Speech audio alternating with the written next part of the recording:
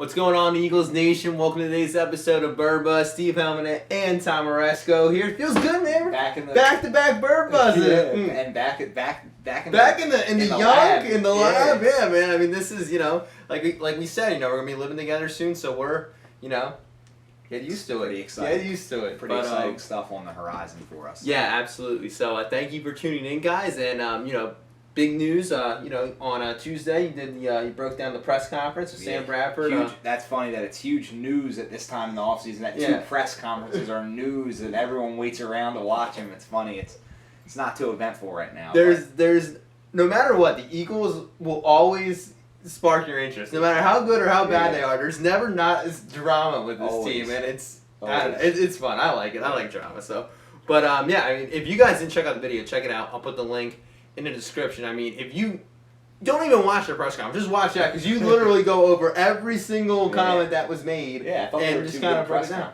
Yeah, no, they both were great. And I love the quarterback situation that we have. I think it's great. It's better than what we've had since McNabb. Yeah, so, absolutely. It's the best we've had since McNabb. So it's good to see that they're getting along and everything's going well with the QBs. Yeah, Sammy definitely. and Carson. Definitely not conventional.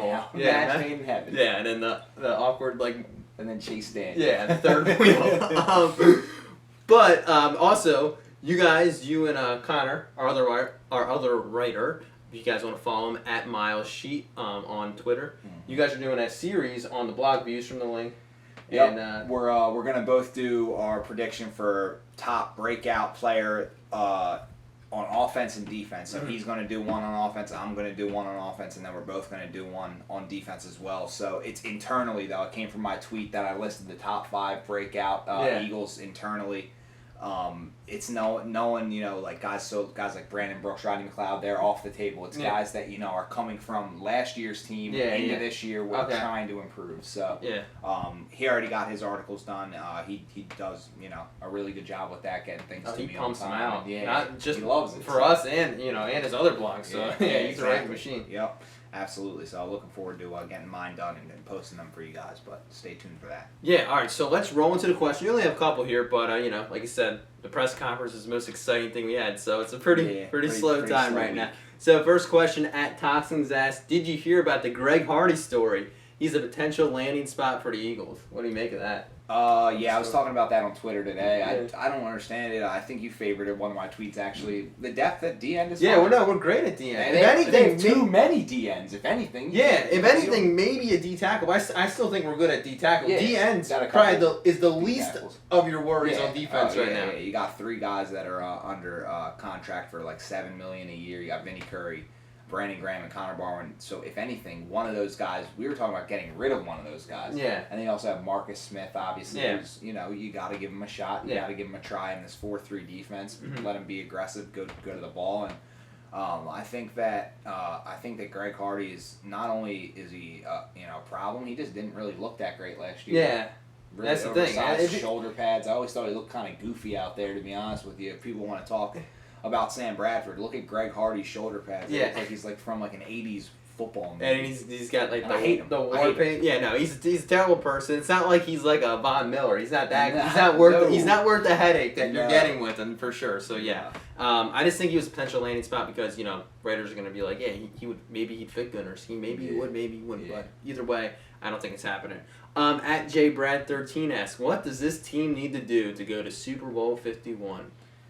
Keep building. Justin's very optimistic. He's probably more optimistic than I was gonna say, I don't think it's gonna happen this year, but keep building and hopefully get to another Super Bowl. But for this year, it would have to take a lot of crazy. You're gonna need Cam Newton's gonna have to get hurt, miss a lot of time. Aaron Rodgers will do that. Brady should retire. Probably Russell Broncos Wilson. defense might just need to lose a couple starters. Arizona's gonna have to have a down year, which I actually think they are going to step back this year. But that's a story for another day. The Eagles are still on the come up. Justin, you're a young dude. We're the ones who have been waiting a little longer, and our dads have been waiting a little longer. I'm sure your dad has too. So you got some time. So cool out. You don't got to get the Super Bowl every year, but I love the optimism. Keep it coming. Keep fighting the good fight. But I don't know about this year. Yeah. Next question. Our pal from the UK At Jason Art Deacon 99 asks, who will have the bigger impact on the receiving core, Agholor or Huff? I say Agholor. I saw an article about him today, comparing him to Antonio Brown style of play and like Emmanuel Sanders, and like I like that. You know, he's like small, a shifty speed kind of guy. 6-foot receiver. The writer, I actually really liked by David Murphy on Twitter. He doesn't write. He writes about the Eagles. I don't know. He's really political too. I think he covers like a lot of different things, but he's always got like good. He drops like really exclusive, like only once in a while, articles on the Eagles. And the one he said that in practice, Nelson Agholor ran like a comeback, and he said he. I don't remember what he said exactly to describe it, but he said something like he tossed Eric Rowe 5 yards downfield and didn't even touch him, just on the comeback, just like coming back. So.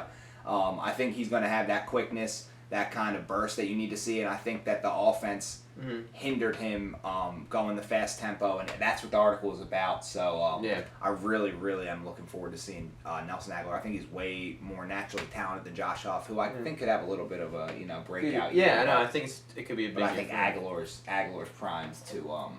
They're gonna. I think the Chiefs. The way that they ran their offense last year, they definitely put their playmakers in position to make plays, whether it's jet streams or bubble screens or whatever they do. So I have a feeling that Agholor is going to be a big target for a lot of those plays. Oh yeah, definitely. At Nate Dorley asks, okay, here we go. How many yards does Agholor get? All right, back to the Agholor question. He had a very obviously he did not have a great rookie year. Really just not a productive player. Had the injury problem with the ankle and all that. So if he can stay healthy and things are looking up, quarterback play is fairly improved as well. I could see him going around 800 yards. Yeah, say 800. Yeah. I just don't know if there's enough to be shared around. I imagine Jordan Matthews is going to have over 1,000. Ertz could definitely have over 1,000. Yeah, so I just don't know if the yards are there to go around. Barner's running with the first team in OTAs, so they like what he's kind of like that Charkandrick West, like low key, no name type that's going to give you production if he can stay healthy and improve. But there's a lot of guys to get the ball to. Obviously, then there's Wendell Smallwood and Ryan Matthews, and Agholor's going to be a guy in that mix, but I think that it's going to be like a read offense where you're spreading. Yeah, where you spread it. I was just about to say that, where Donovan completely passes like 9 different receivers. Exactly. So, which is a good thing. Last question here. At Austin Owens 1997 asks, if Carson Wentz does end up beating Bradford in OTAs, what are the chances that he gets the starting position? And this was from Twitter, guys. Yeah, this is from Twitter. We do ask the question on Twitter on Instagram, so follow us on Twitter at ViewsFromLink. You just take the out of it. There was not enough characters. But Austin asked, question that I think he kind of answered himself. I mean, if Carson Wentz beats Bradford out, I just think that, obviously Bradford's the number 1 guy, so if Carson does beat him out, he'll take the job, but, the question is, can he beat him out? And or does Doug Peterson really want him to beat him out is the better question. And I just think that they want Sam Bradford in there for as long as they can possibly have him in there. Yeah, that's really the big thing. I agree. You use Bradford, evaluate what you have. Take this year for Carson to just completely learn the offense from Chase Daniel. That's why he's here, and then you just roll him out next year. And he gets to know the guys. Gets to know what the game atmosphere is on a Sunday. Mm-hmm.